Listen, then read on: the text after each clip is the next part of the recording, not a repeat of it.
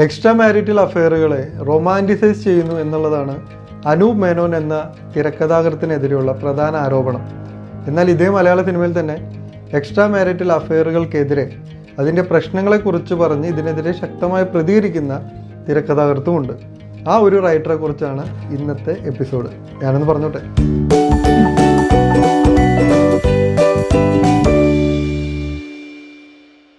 തങ്ങളുടെ സിനിമകളിലൂടെ വിവാഹേതര ബന്ധങ്ങൾക്കെതിരെ ശക്തമായിട്ടുള്ള പ്രതികരണം അറിയിക്കുന്ന, അതിൻ്റെ പ്രശ്നങ്ങളെക്കുറിച്ചുള്ള സീനുകൾ ഉൾപ്പെടുത്തി സിനിമകളിൽ തിരക്കഥ എഴുതുന്ന ഒരു തിരക്കഥാകൃത്ത് അല്ലെങ്കിൽ തിരക്കഥാകൃത്തുക്കൾ മലയാള സിനിമയിലുണ്ട്.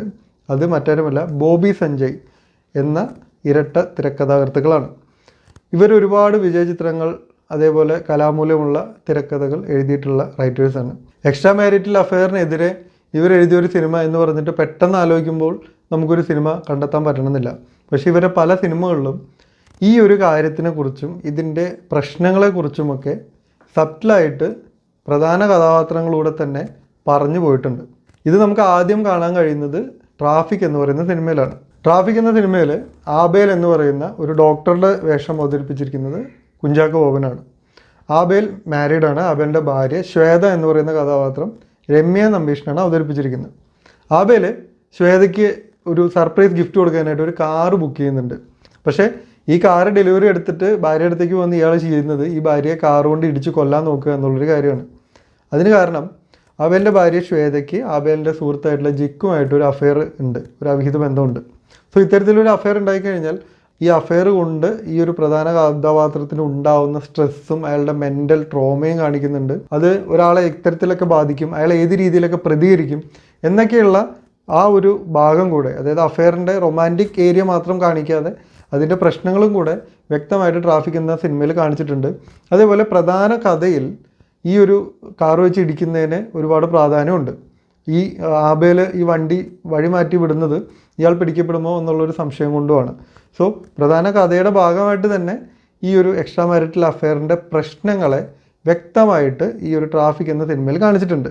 ഇതിനുശേഷം ഇവർ ഈ ഒരു എക്സ്ട്രാ മാരിറ്റൽ അഫെയറിനെ കുറിച്ച് പരാമർശിക്കുന്നത് നിർണായകം എന്ന് പറയുന്ന VK പ്രകാശ് സംവിധാനം ചെയ്ത സിനിമയിലാണ്. ഈ സിനിമയിൽ ആസിഫ് അലിയുടെ അജയ് എന്ന് പറയുന്ന കഥാപാത്രം അദ്ദേഹത്തിൻ്റെ അമ്മയുടെ കൂടെയാണ് കഴിയുന്നത്. അമ്മ ഇപ്പോൾ ഡിവോഴ്സ്ഡ് ആണ്, അവർ വേറൊരു കാമുകനുണ്ട് എന്ന് കാണിക്കുന്നുണ്ട്. പക്ഷേ ശരിക്കും ഇതിൽ ഈ അഫെയർ, ഈ ഒരു അവിഹിത ബന്ധത്തിൻ്റെ പ്രശ്നം കാണിക്കുന്നത് ഇയാളുടെ അച്ഛൻ ക്യാരക്ടറിലൂടെയാണ്. ഈ സിനിമയിൽ ആസിഫ് അലിയുടെ അച്ഛനായിട്ട് അഭിനയിച്ചിരിക്കുന്നത് നമ്മളുടെ ഈ റൈറ്റേഴ്സായിട്ടുള്ള ബോബി സഞ്ജയുടെ റിയൽ ലൈഫിലുള്ള അച്ഛനായിട്ടുള്ള പ്രേംപ്രകാശ് എന്ന ആക്ടറാണ്. അതേ ഒരു ഫേമസ് പ്രൊഡ്യൂസറും കൂടെയാണ്.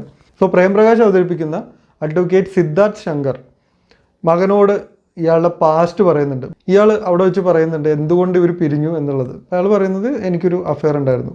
അപ്പോൾ അതിൽ ഈ സിദ്ധാർത്ഥ് എന്ന് പറയുന്ന ആൾ പറയുന്നുണ്ട് ഒരു തവണയാണ് പോയതെങ്കിലും അത് തെറ്റ് തന്നെയാണ് എന്ന് പറഞ്ഞുകൊണ്ടാണ് പുള്ളി ആ ഒരു കഥ അവനോട് പറയുന്നത്. സോ അതുകൊണ്ടുള്ള പ്രശ്നം, ഒരു അഫെയർ ഉണ്ടായതുകൊണ്ട് ഒരു വിവാഹബന്ധം തകരുകയും ഈ അജയ് എന്ന് പറയുന്ന നമ്മുടെ നായകൻ അമ്മയോടുകൂടെ മാത്രമായിട്ട് ജീവിക്കേണ്ടി വരികയും അവൻ്റെ ഫാമിലി, ബ്രോക്കൺ ഫാമിലി ജീവിച്ചതിൻ്റെ എല്ലാ പ്രശ്നവും അജയ് എന്ന് പറയുന്ന ആളുടെ സ്വഭാവത്തിലുമുണ്ട്. സോ ഒരു അഫെയർ ഉണ്ടായാൽ ഉള്ള പ്രശ്നം അത് മക്കളെ എങ്ങനെ ബാധിക്കും എന്നുള്ളതും ആ സിനിമയിൽ വ്യക്തമായി തന്നെ കാണിക്കുന്നുണ്ട്. ഈ സിനിമയുടെ മെയിൻ കഥ മറ്റൊന്നായതുകൊണ്ട് തന്നെ കാണുന്നവരുടെ ഫോക്കസ് ഈ ഒരു അഫെയറിലേക്കും അതുകൊണ്ടുള്ള പ്രശ്നങ്ങളിലേക്കും ആയിരിക്കില്ല. പക്ഷേ ഈ സിനിമയിലെ പ്രധാന കഥാപാത്രങ്ങളോടെ തന്നെ ഇതിൻ്റെ പ്രശ്നങ്ങൾ ഇവർ വ്യക്തമായിട്ട് കാണിച്ചു തരുന്നുണ്ട്. അടുത്തതായിട്ട് എക്സ്ട്രാ മാരിറ്റൽ അഫെയറിനെ കുറിച്ച് പരാമർശിച്ചിട്ടുള്ള ബോബി സഞ്ജയ് തിരക്കഥയിൽ വന്ന സിനിമ കാണേ കാണയാണ്. ഇവിടെ കുറച്ചുകൂടെ സ്ട്രോങ് ആയിട്ട് ഈ കാര്യം പറയുന്നുണ്ട്. സോ ടൊവിനോ അവതരിപ്പിച്ച അലൻ എന്ന ക്യാരക്ടർ ഇതിൽ ശ്രുതി രാമേന്ദ്രൻ അവതരിപ്പിക്കുന്ന ഷെറിൻ എന്ന ക്യാരക്ടറായിട്ട് ഓൾറെഡി മാരീഡാണ്. ഷെറിൻ്റെ അച്ഛൻ്റെ വേഷമാണ് ഇതിൽ സുരാജ് വെഞ്ഞാറമ്മൂട് ചെയ്തിട്ടുള്ളത്. സോ ഇയാൾ മാരീഡായി ഇരിക്കുന്ന സമയത്ത് തന്നെയാണ് ഇയാൾക്ക് സ്നേഹ ജോർജ് എന്ന് പറയുന്ന ഐശ്വര്യലക്ഷ്മി അവതരിപ്പിച്ച കഥാപാത്രമായിട്ട് ഒരു അഫെയർ വരുന്നത്. ഈ അഫെയർ ഉള്ള സമയത്താണ് ഇയാളുടെ ഭാര്യയ്ക്ക് ആക്സിഡൻറ്റ് പറ്റുമ്പോൾ അയാൾ അവിടെ കാറ് നിർത്താതെ പോകുന്നത്. അവൾ മരിക്കുകയാണെങ്കിൽ മരിച്ചോട്ടെ എന്ന് കരുതി അവൻ കാറ് നിർത്താതെ പോകുന്നത്. അപ്പോൾ ഒരു അഫെയർ ഉണ്ടാവുമ്പോൾ ഒരാളുടെ മാനസിക നില ഏതെല്ലാം രീതിയിൽ മാറും, എത്ര സ്വാർത്ഥമായിട്ട് ചിന്തിക്കും എന്നുള്ളതെല്ലാം ഈ ടൊവിനോയുടെ ക്യാരക്ടറിലൂടെ വ്യക്തമായി കാണിച്ചിട്ടുണ്ട്. അതിനുശേഷം ഈ അലൻ എന്ന് പറയുന്ന ക്യാരക്ടറെ നോക്കിക്കഴിഞ്ഞാൽ അയാളുടെ ഉറക്കം നഷ്ടപ്പെടുന്നുണ്ട്, അയാളുടെ തടി കുറയുന്നുണ്ട്, അയാളുടെ മാനസിക നില വല്ലാതെ മാറുന്നുണ്ട്, അയാൾക്ക് ഫുൾ ടൈം സ്ട്രെസ്സാണ്. സോ ആ ഒരു കുറ്റബോധം, ഈ ഒരു അഫെയർ ഉണ്ടായിരുന്നുകൊണ്ട് ഭാര്യ മരിക്കട്ടെ എന്ന് കരുതിയതും ആ ഭാര്യ മരിച്ചു പോകുന്നതും കൊണ്ടുണ്ടായ ആ കുറ്റബോധം കൊണ്ട് ശാരീരികവും മാനസികവുമായിട്ട് അയാൾ ഒരുപാട് ബാധിക്കപ്പെടുന്നുണ്ട്. അതേപോലെ തന്നെ ഈ സിനിമയിലെ വളരെ പ്രധാനപ്പെട്ട ഒരു സീൻ എന്ന് പറയുന്നത്, ഈ സിനിമയിൽ ത്രൂ ഔട്ട് ഐശ്വര്യലക്ഷ്മിയുടെ ക്യാരക്ടർ പറയുന്നുണ്ട്, ഞാൻ തെറ്റൊന്നും ചെയ്തിട്ടില്ല, എന്തുകൊണ്ടാണ് ഈ ഹസ്ബൻഡ് ഇങ്ങനെ ബിഹേവ് ചെയ്യുന്നത്, ഞാൻ പ്രഗ്നൻ്റ് ആയ സമയത്ത് എന്തിനാണ് ഇങ്ങനെ പെരുമാറുന്നത് എന്നൊക്കെ പറഞ്ഞ് കൗൺസിലിംഗ് സെക്ഷനിലൊക്കെ ഇവർ ടോവിനോയുടെ ക്യാരക്ടറിനെ ഒരുപാട് കുറ്റപ്പെടുത്തുന്നുണ്ട്. പക്ഷേ ഈ സിനിമയിൽ വളരെ പ്രധാനപ്പെട്ട ഒരു സീൻ, ഈ അലൻ്റെ ഓഫീസിലേക്ക് ഈ സ്നേഹ ജോർജിൻ്റെ ക്യാരക്ടർ വന്നിട്ട് ഇയാളിവിടെ ചൂടാവുന്നുണ്ട്. അതായത് ആ സമയത്ത് അലൻ മാരീഡാണ്, ഇവർ തമ്മിൽ അഫെയർ ഉണ്ട്. ആ സമയത്ത് ഈ സ്നേഹ പറയുന്നത്, ഞാൻ ആരാണ് നിങ്ങളുടെ ജീവിതത്തിൽ, ഞാൻ ആരാണെന്ന് എനിക്ക് മനസ്സിലാവുന്നില്ല എന്ന് പറയുന്ന ഒരു സീനുണ്ട്. ഈ എക്സ്ട്രാ മാരിറ്റൽ അഫെയറിൽ വരുന്നൊരു പ്രോബ്ലം, പലപ്പോഴും വരുന്ന അതിൻ്റെ ഒരു വികൃതമായൊരു ഫേസ് എന്ന് പറയുന്നത് ഇതാണ്. തുടക്കത്തിൽ ഇയാൾ മാരീഡാണെന്ന് അക്സെപ്റ്റ് ചെയ്തുകൊണ്ട് തന്നെ അഫെയർ തുടങ്ങുമെങ്കിലും കുറേ കഴിയുമ്പോൾ ഇയാൾ എൻ്റേത് മാത്രമാവണമെന്നും ഇയാളുടെ ലൈഫിൽ എനിക്കൊരു സ്ഥാനം വേണമെന്നും ഈ പറയുന്ന ഈ എക്സ്ട്രാ പേഴ്സണ് തോന്നും. അത് തന്നെയാണ് ഈ ഐശ്വര്യലക്ഷ്മിയുടെ ക്യാരക്ടറിലൂടെ കാണിച്ചിരിക്കുന്നത്. സോ അവരവിടെ ചെന്ന് ഷൗട്ട് ചെയ്യാണ്, ഞാൻ ആരാണ്, എനിക്ക് ഒരു ഐഡൻറ്റിറ്റി വേണം, എനിക്കിങ്ങനെ തുടരാൻ പറ്റുന്നില്ല എന്ന് പറഞ്ഞിട്ട് ഒരു ഓഫീസാണെന്ന് പോലും കരുതാതെ അവർ ഇമോഷണൽ ആവുകയാണ് ചെയ്യുന്നത്. സോ അത് വളരെ ക്ലിയർ ആയിട്ട് ആ സിനിമയിൽ കാണിച്ചിട്ടുണ്ട്. സോ ഒരുപക്ഷെ അലൻ പിന്നീട് ഭാര്യയെ ഒഴിവാക്കുന്ന കാര്യം കാര്യമായിട്ട് ചിന്തിക്കാൻ കാരണം സ്നേഹ ഇത്തരത്തിൽ പെരുമാറിയത് കൊണ്ടുമായിരിക്കാം. പക്ഷേ സ്നേഹ ത്രൂ ഔട്ട് ആ സിനിമയിൽ പറയുന്നത് ഞാൻ തെറ്റൊന്നും ചെയ്തിട്ടില്ല എന്നാണ്.